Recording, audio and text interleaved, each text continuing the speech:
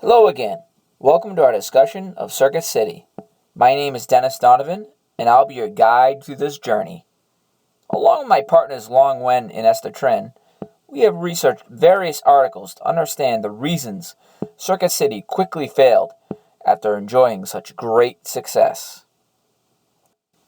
Circuit City was created in 1949 by its founder, Sam Wartser. His culture used an employee and customer-centric approach. This resulted in great success, quickly reaching $23 million in annual sales by 1966. Soon after, his son Alan Wurtzel took over using the same principles as his father.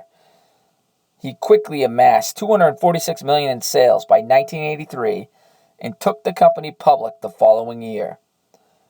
Now, Sam was no fool, so he hand-selected his successor, Richard Sharp. He started in 1986 and quickly got the company on track to make over $2 billion in sales by 1990. Not soon after that, though, Circuit City got into some hot water. As quickly as it rose, it fell. What were some of the causes? Was it recession? Was it leadership issues? Let's take a look, shall we? So how did Circuit City fail? Closing its doors in 2008. It is hard to believe that this organization was once the darling of Wall Street. It gained over 8,000% in the 1980s and a respectable 680% in the 1990s, according to Friedman, referenced in the report.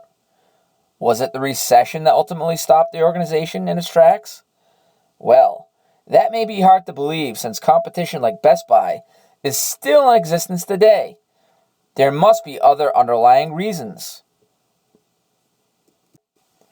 A good starting point in the analysis would be to take a look at some financial data. A key aspect discovered was about debt. The debt-to-equity ratio was rather high, making it quite difficult to purchase more inventory. This not only worried vendors, but caused the credit rating to lower. This ultimately was one of the reasons why Circuit City filed for bankruptcy, but there were other issues leading up to that. The information depicted in the figure was sourced from Circuit City's 2002 and 2008 annual reports. It clearly shows in 2000 the annual growth rate was non-existent. It took several years for it to recover. Now, this may have been attributed to the recession, or was it caused by CarMax? Wait, did I really say CarMax? Yes, that's right. Circuit City was responsible for this company. It appears that the CEO, Richard Sharp, may have lost focus. Now, if CarMax was not a part of the core business, why would they dismiss Best Buy to become such a big competitor? This leads us to believe that the money could have been spent elsewhere, regardless of it finally becoming successful, spinning it off in 2002. DivX. This was another attempt at innovation. At the time, DVDs were quite popular and the idea was actually quite good. However, the price point to buy the equipment was rather expensive. It could start at $150. Not only did the consumer find that to be a lot of money compared to the value it received, they were still unhappy about the VHS beta wars. This leads us to believe that Circuit City did not understand the target audience very well, so the product never got off the ground. We think there was a missed opportunity here. Can you say Netflix? Roku? FireDog was another great idea. However, it was created in response to Best Buy's Geek Squad. The idea of in-store service or installation of equipment allowed Circuit City to keep up with the competition. Again, maybe this could have been developed instead of CarMax. It is possible it would be doing this report on Best Buy instead of Circuit City. So if it was difficult to keep up with the right products or innovative ideas to stay competitive, Circuit City entered into a price war, hoping to gain market share. Because of this, they had to make cuts and started to lose their identity, constantly changing their mottos, which may have had some effect on branding. After all, without a brand that is remembered, the consumer will not likely think of that organization first to purchase the item. The employees are usually considered the most important asset in any organization. If you have unsatisfied employees, how well do you think the company will perform? If I was a betting man, I would say poorly. Looking at Circuit City, the employees were treated quite well. It was an employee-centric organization which helps to explain 2 decades of success. For example, training programs are offered 24/7 in an online setting. Sounds great, right? Well, maybe. Leadership thought this alone would make an hourly employee effective in selling products. Like this program, it takes practice to become an effective leader. Skills alone will not result in success. Hey, like the picture taken from Office Space?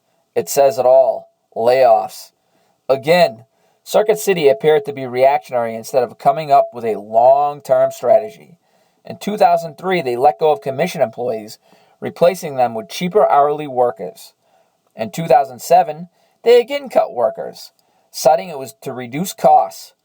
They just meant one of their biggest differentiators, customer service, was now lost. This attributed to the loss of customers. Practically all competitors did not have knowledgeable sales staff. So why go to Circuit City? If a competitor was more convenient, you would get the same service. There was a great deal of importance of Circuit City's store locations. Online shopping was just getting started. The organization was under the impression that the more stores they had open, the better they could service potential customers. However, the locations they chose were often inconvenient to people. The same people will instead opt to go to a competitor out of convenience. They even continued opening stores in times of trouble and would rather cut employees instead of streamlining operations. It is our perception that the layouts changed as a result of the layoffs. No longer did they have the edge of knowledgeable staff.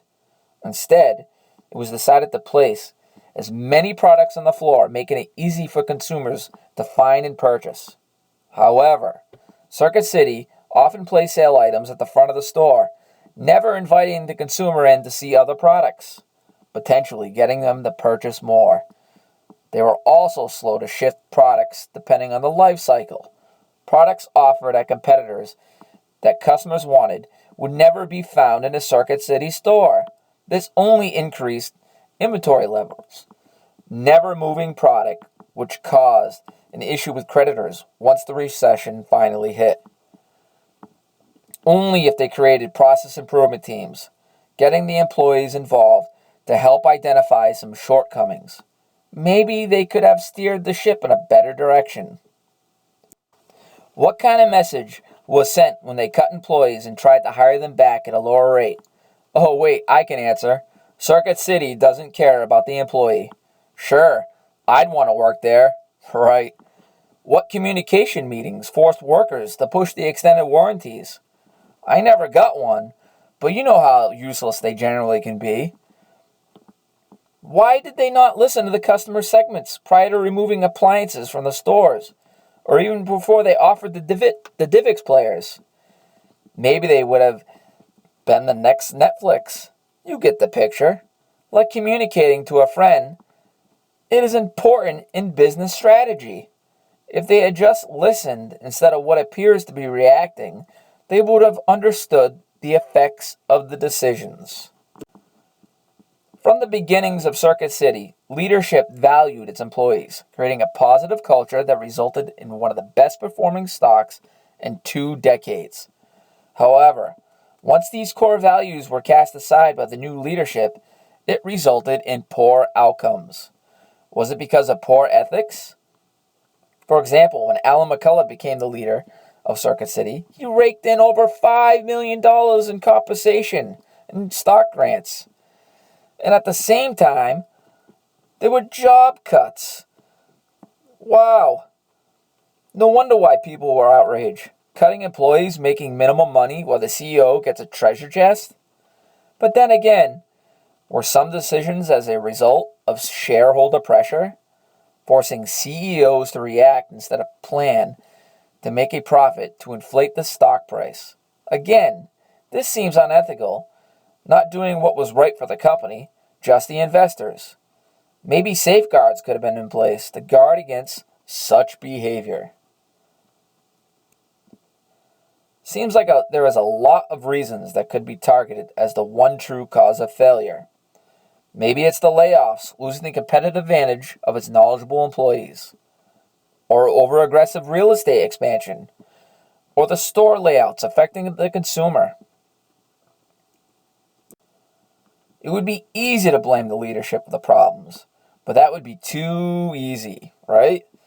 But the short-term strategies were probably reactionary, trying to boost shareholder value instead of creating a long-term strategy of growth. This could have been guarded against by only offering compensation packages based on the results of performance. At the same time, the values of the culture shifted, resulting in employees not being a part of the decision-making process. The employees are arguably the most important asset of an organization. If they were involved and felt trusted, ideas could have been generated, resulting in process of improvements. It is our perception that the initial event that triggered the downfall was the focus on CarMax. Companies like Best Buy were ignored instead of continuing to show value by differentiating themselves. This information can hopefully be used as a learning tool for students and business leaders alike, maybe even for the future leaders of Circuit City. Wait, what? Yeah, that's right. In some of our research, we found out that Circuit City is actually planning to have a comeback. Maybe if we bring this to their corporate office and show them so they don't make the same mistakes twice.